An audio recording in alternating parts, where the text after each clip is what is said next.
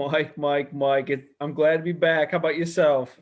I'm ecstatic. We got a comment a couple weeks back from Potluckology on a random video where he said, "Hope everything is all right. Looking forward to your upcoming draft videos." And I'll be honest, we didn't have much in the plans, but if Potluck asked for it, that's what we're coming with, Mike. So he kind of manifested this return. So hopefully everybody's gonna enjoy these couple videos that we're coming out with here. First and foremost, Javonte Williams of North Carolina. So Mike, we'll get right into the background. Do you have any initial thoughts about Javonte? Obviously, his stats are here.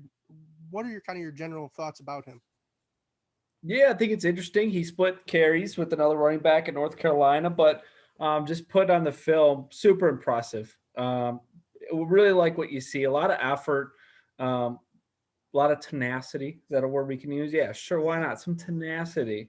But like every time you see the ball in his hands, he's making plays.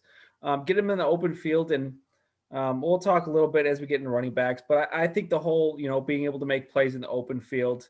Um, if you're in the conversation for the first at least two rounds, that should almost be a given at this point. I think making plays in the open field. I think it's what you do when you don't necessarily have open field. Well, maybe when the gap's a little bit tight, you kind of have to make a play there, or you have to go. Maybe it's not your first read or your first gap. Maybe you have to go to the second read there, and that's where I think Javonte excels. I think he really can make plays sometimes out of nothing, which you see on film. And sometimes, maybe he doesn't have a lot of room to run, but he will put his shoulder pads down and he's going to run through whatever D tackle, D end he might have to get to the second level. So I was extremely impressed with what I saw on film. How about no, yourself? 100%. He averaged 7.3 yards per carry. That was that was wildly impressive compared to the rest of the class. But I think, like you said, kind of his rushing yards over expectation almost is where he shined. The plays where you would think, oh, it's just going to be a couple yard halfback dive up the middle, and all of a sudden he's breaking it for 10, 15, 20, 25 plus yards, and it was just fantastic watching. Kind of all of his traits in combination. This man's just one of the most balanced running back prospects I think that we see in this year's draft personally. I did like that you brought up the Michael Carter point, one of his teammates, who's also, ironically enough, another kind of top 3 round prospect that we may or may not be doing here in a future video. But he was in a complete timeshare, right?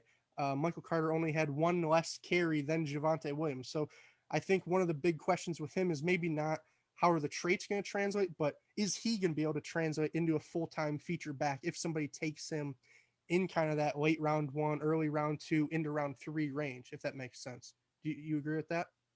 Yeah, for sure. And I think another thing, it's always kind of funny when you look at running backs coming out of college. A lot of it's like how much tread do they have left on the tires.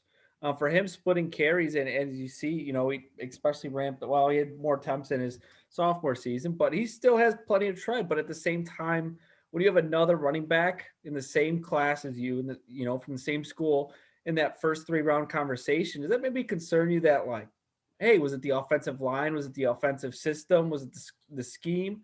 I think there's plenty of worries there, but I will say on the film, like you take some of those worries away when you just watch just him running with the ball. Like it seems like sometimes it's really not the scheme or the offensive line. Like it's just him making plays. But do you have any concerns there, or are you more like you think it's more of a plus with having less attempts than maybe I your average running back? I think it's interesting because you think back to like Jonathan Taylor last year out of Wisconsin. He was coming out with like what 800 carries, and that was a real big concern that people had. Javonte, he's coming out with 366. That means like out of high school, this man is incredibly fresh. He's essentially done 1/3 of what say a Jonathan Taylor would have. But I do think it is interesting, like you said, when he had not only another running back, but another running back who was super effective. That's kind of where the concerns lie. And they also have I believe like a first 4 round receiver prospect that we may or may not get into in future videos as well. So it wasn't a bad offense by any means, but I do think that kind of when you get into the film and you get into like what the eye test is telling you and kind of the observational side of things, I do think that you see a lot of the stuff is going to translate. So I don't maybe have that many concerns there. I kind of view it as a positive, if that makes sense. So speaking of positives, we'll bring it right into my grade of Javonte Williams, just so you guys can kind of get an idea of how this breaks down. This is just a scale that I've been kind of experimenting with here this season and then late last draft season.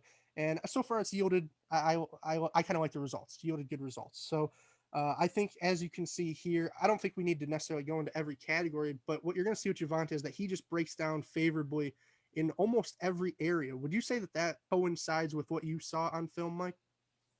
Absolutely. Absolutely. I think he really does. I think he's efficient in everything. I don't think there's a true weak point. Like one thing I like to mention is pass protection. It's always kind of funny as a lot of draft evaluators talk about first, second round running backs. They always talk about pass protection. Like some of those, elite backs are really going to be doing it, which they don't. But for him, if you throw on his film, you'll watch him.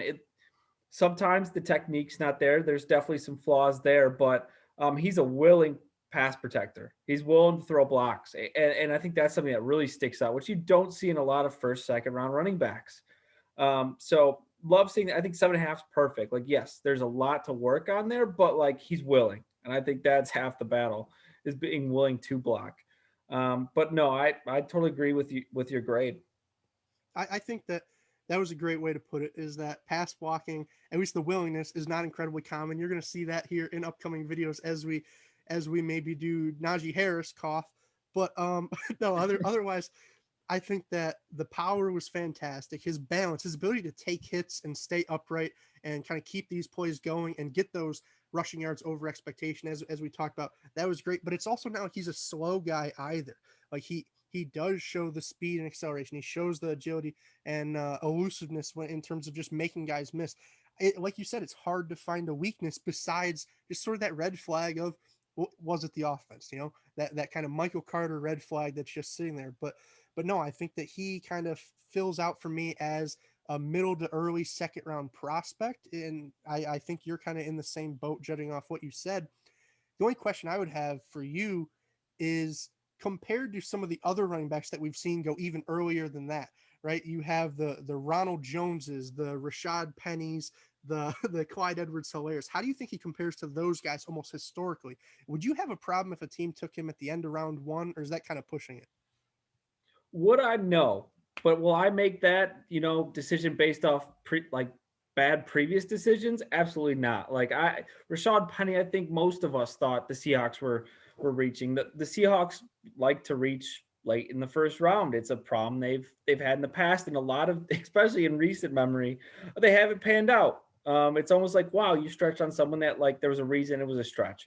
But no, I wouldn't mind it, especially when you're late in the first round. There's a reason you're late in the first round. It's because you were a playoff team, or you were either in the Super Bowl. So you have more. It's always that argument: should you go best player available or position of need? They can kind of flex that maybe a little bit more than a team picking in the top 10. So um, if your team picking in the last couple picks, and running back is really what your team needs to kind of put you to that next level. No, I have no problem seeing Javonte Williams names being called, but again, it's very dependent on the team and the situation. Or do they really need a running back, and maybe even what other running backs are left on the board? And I think obviously, as we'll get into it, ETN versus Williams, I think it's an honest discussion to have, and it could just be dependent on what your team needs more, what kind of style. But obviously, we'll get to that comparison a little bit later in some other videos. Yeah, so as I just popped up on the screen, I completely agree with everything you just said there, Mike. But I kind of put each of the grades into a little graph, and obviously right now it looks kind of lame. It's just what you saw on that grade sheet. But then as we do subsequent running backs, we'll add ETN's numbers, we'll add Najee Harris's numbers, and everybody else that we end up doing on here, so you can kind of get a visual breakdown of how we think they compare to each other. And I do think that there is a comparison there between him and those top backs. I kind of put on the film expecting him to be where everybody was saying, a middle third round guy, and I was certainly pleasantly surprised. And I think that if my team, or if anyone's team, took him early in day two here in the draft, you should be pleasantly surprised as well. So with that being said, Mike, do you have anything else, or are we good to get out of here? No, I think we did pretty good. So I think we mic'd up and we mic'ing out. Deuces. Peace, guys.